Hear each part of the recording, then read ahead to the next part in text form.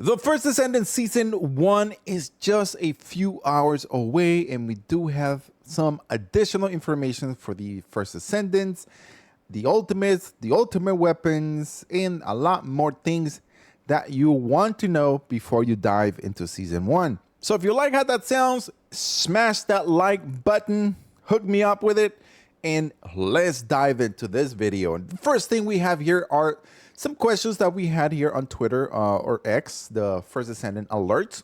First question was, let's start with a recent news. The update schedule was originally announced as 3 parts, but then changed to 2.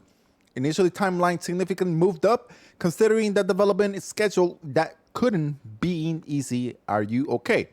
Well, pretty much the developer just said, well, we were trying to do it into 3 because we have holidays and we don't have a lot of people that work on it at this moment, and so on and so on. But he said that he asked his whole entire staff, and they pretty much just said, well, we will be able to do it in 2 sections, which you guys already know. First one is going to drop on August 29, and the other one is going to be on October 10.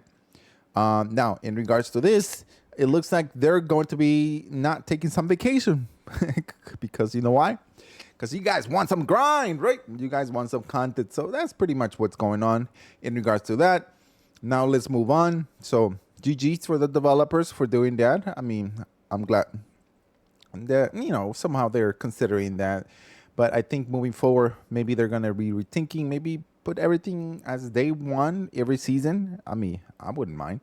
Would you? Right? Let me know in the comment section below. Next one is going to be, it's been 2 months since your launch a live service is early July. I imagine there has been a lot of internal changes during the preseason.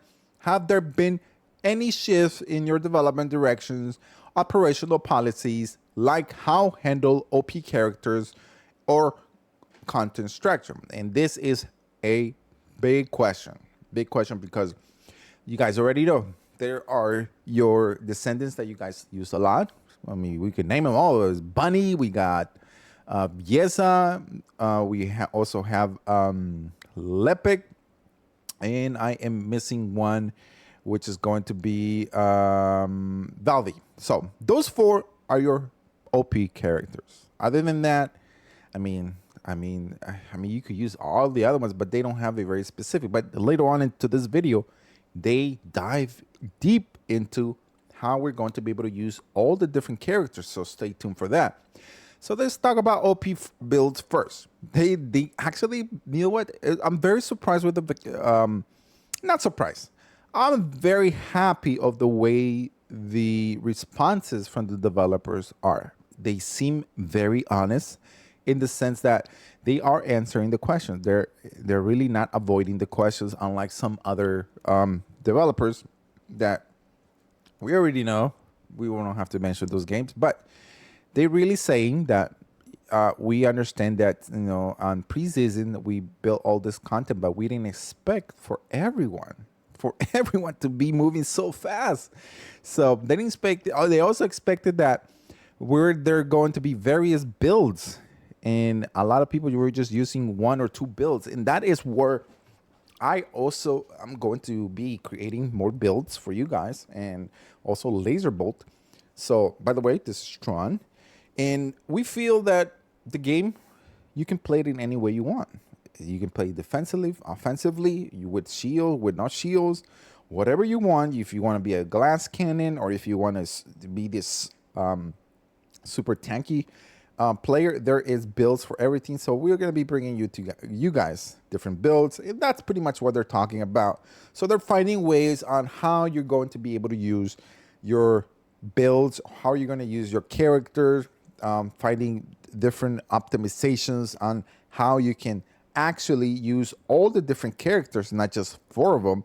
And that is why they said here, actually, in the early stages of the development, we only had extermination during the internal testing. We added various type of gimmicks because it seemed like it would be more fun to have more mechanics, but now it feels like we're come full circle.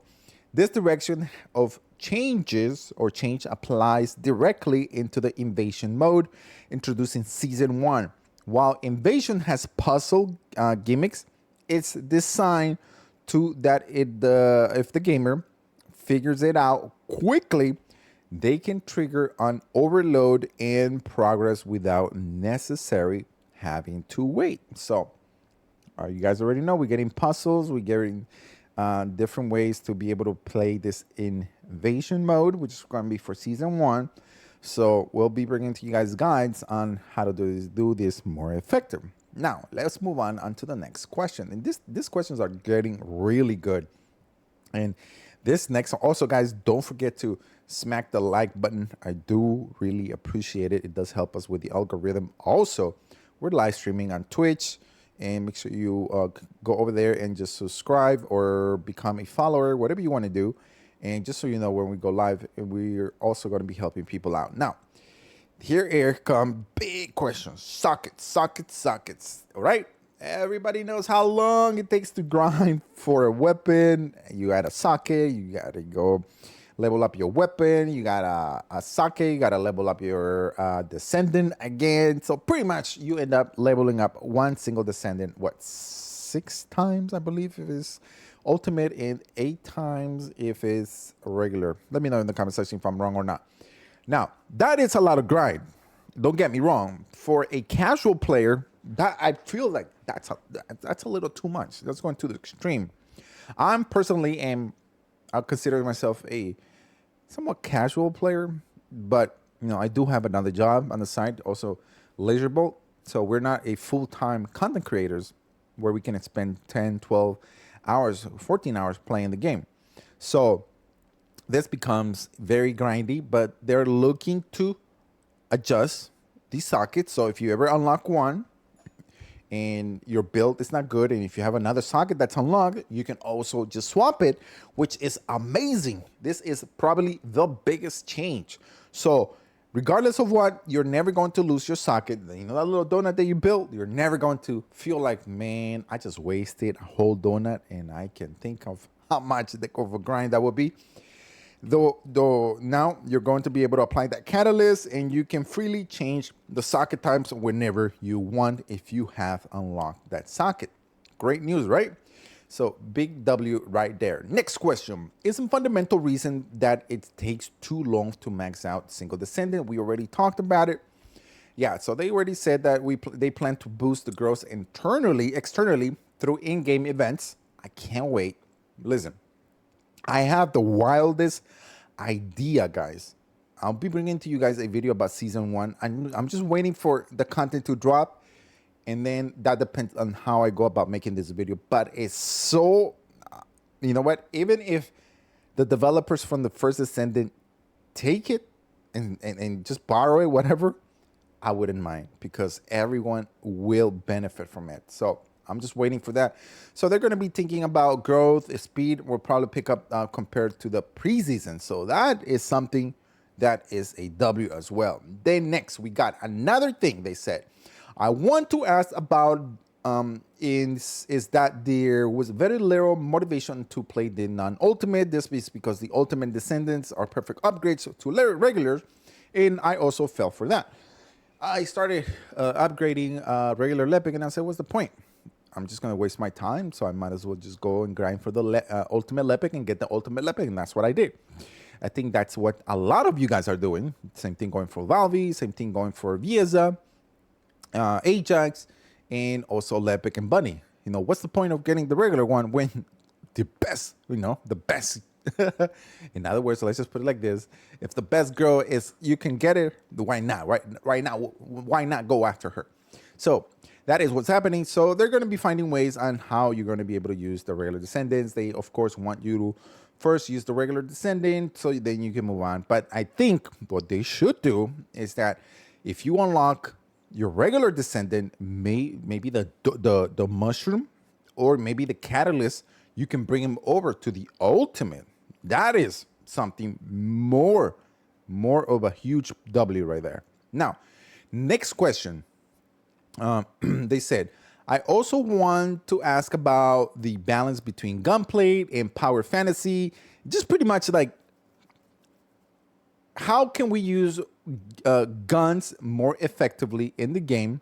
opposed to the powers.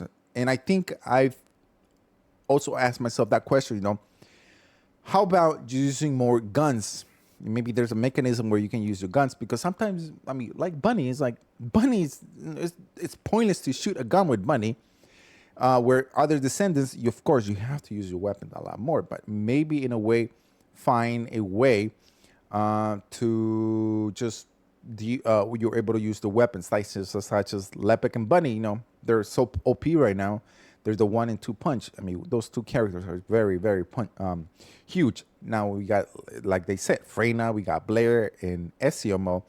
They really, really lack. And with the upcoming changes, and we're getting the Freyna Ultimate, I hope big changes are coming to that, because I would love to see more gunplay effect. Next question is about in regards to the reactors, how difficult it is to find that perfect reactor. You know what, guys? This is part of the grind. I don't feel that this is a big question as to should we make it easier. I don't think it is that problem. I think what the problem is that maybe finding the right location. I mean, I've put up a few videos on where to find and where to go and get the best locations for certain items. And it's all about you spending time and grinding at it. And I feel like also the developers are implementing visual changes. Visual changes where if you see a mod or you see, let's say, on the ground, you already know if it has a purple or it's gold, then you're able to pick that up. I think that change will be much better. And then we have the next one, which is going to be about, this one is the ultimate unique weapons, except for a few weapons, their usefulness is very low. And besides, we already know there's top 7 weapons, okay? Top of my head, if I can name them, okay? We got the Thunder Cage. We got the Greg. We got the handgun. We also have Enduring Legacy. And we also have a 3 or up to 7. I think we made a video about it, and it was the best 7 weapons. Besides that, I don't see no use for snipers. I don't see no use for launchers. I don't see no use for those beam rifles. There's no use for them. So they're looking into see how they're able to change that. But for season 1, major changes are coming for Ajax, Blair, and Javer. Also, guys, let me know in the comment section below. Don't make me feel like I just talking to myself. Let me know, what do you guys think? Are you looking forward to season 1? What is your other Descendants that you're looking forward to? Are you looking forward to the new Descendant? Love to know in your comment section below. Next question is going to be about the shield factor. Defense has very low utility. The current meta focuses on health and defense, and we already know that. Such as with Bunny. Bunny is more about offensive.